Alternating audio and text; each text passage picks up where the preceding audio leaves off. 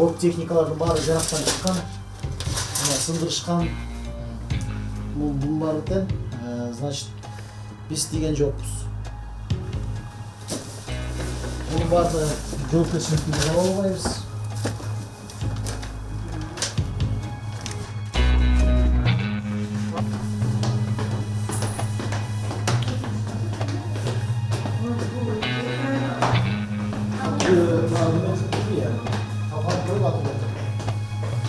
Кырбеди.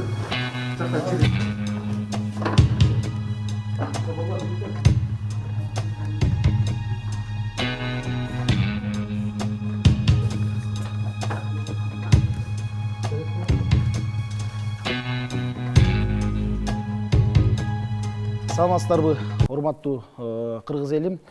Өзүңүздөргө жакшы белгилүү болгондой 5 октябрда дагы бир ирет революция болуп кетти. Тилекке каршы ошо революциянын жыйынтыгында ак үйүбүздө көптөгөн талаптоолор болду. Азыркы учурда ушул карапайым калк кылган революциядагы учурундагы элдер келип ушул ак үйүбүздү кайтарып отурабыз. 5 октябрдан бери ушакка түнөп, ушакта өрт жүрүп кетпесин, кандайдыр бир сантехникалык абалдардан авария болуп суу каттап кетпес үчүн ак үйүбүздү мындай азыркы абалда сактап, тийиштүү атайын мамлекеттик комиссиялоо же гос охраналоо ошолорго өткөрүп берүү максатында ушул кезге чейин биз ушул жакта балдар өздөрүнүн патриоттук сезими менен кайтарып жатабыз. Дагы бир айта кетчү нерсе, эң маанилүү нерсе ушул азыркы ак үйдү кайтарып жаткан активисттер, булар жөнөкөй карапайым калк, эч бир кандайдыр бир саясий партиянын же бир кандайдыр коомдук уюмдардын өкүлдөрү эмес, эч бир саясий партиянын же коомдун бир кызыкчылыктарын көздөбөйт, болгону гана жеке өзүнүн патриоттук сезими менен келип кайтарып аткан адамдар. Буюрса азыркы учурда ак үйдүн ичи тынч, сырты дагы тынчыды. Азыр болсо биз эч бир буюмдарына тийген жокпуз, ак үйдүн ичиндеги жанагы орг техникага, кагаздарына эчтекесине тийилген жок, бирок алардын баары мындай чачылып жатат. Ошонун баары ушул кандай абалда болсо, ушундай абалда биз тийиштүү гос охранага өткөрүп берели деп атабыз. Азыркы учурда биз ошо күтүп жаткан кезибиз. Качан гос охрана келип, приемка кылып бизден алып кетет. Эми азыр өзүңөр көрүп отурасыңар, ак үйдүн ичиндеги почти бүттүк эле талкаланып, тонолуп кетти. Мына өзүңөр деле маалыматта болуп турасыңар. Ушул жерде жүргөн 150гө жакын бала ушуларга жардам берип, жок дегенде ушуну сактап калды деп, азыр мына 6 пост уюштуруп, ошо 6 постто иш алып барып атат азыр.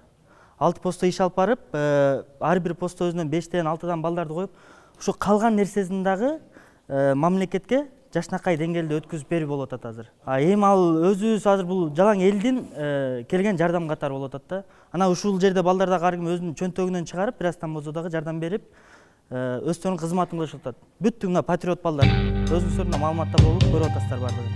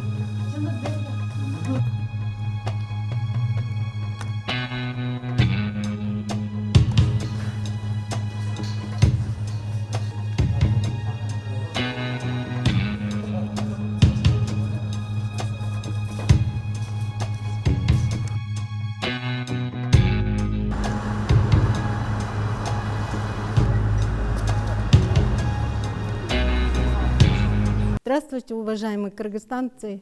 Как вы видите, мы находимся в Белом доме. Здесь патрулируют и охраняют ребята, патриоты, в основном молодые люди. Это простые ребята, не от партии, ни от каких-либо лидеров. Это люди, которые своими желаниями решили сохранить вот это здание в таком состоянии, в каком они вот сейчас находятся. В основном это здание мы сохраняем из-за того, чтобы не было наводнений, не было пожаров, не было каких-то электрических замыканий. Все, что вы видите, вот в каком состоянии сейчас находится Белый дом, в таком состоянии ребята сохраняют. Ребята находятся на каждом этаже по 5-6 человек, несут охрану в этом здании для того, чтобы люди не переходили через окна, не залазили, чтобы отсюда никакое имущество не выносилось за пределы этого здания. Поэтому здесь вот находятся ребята, которые патриоты молодые. И хотелось бы сказать, что они вот с пятницы, начиная с пятницы, днем и ночью дежурят, охраняют это здание. К нам приходят и лидеры, приходят и депутаты, но мы никого не пускаем до тех пор, пока не решится вопрос, кому передать это здание. Ребята здесь всеми усилиями и днем, и ночью ходят, меняются каждый раз, по 5 человек, по 10 человек. Слава Богу, мы вчера смогли очистить это здание, начиная со 2-го этажа по 7-й этаж. Сейчас посторонних людей здесь нет, только находятся ребята, которые охраняют это здание. Сейчас мы несем охрану вокруг этого здания. Внутри помещения мы пытаемся сохранить все имущество, которое есть здесь, в том состоянии, в каком он есть.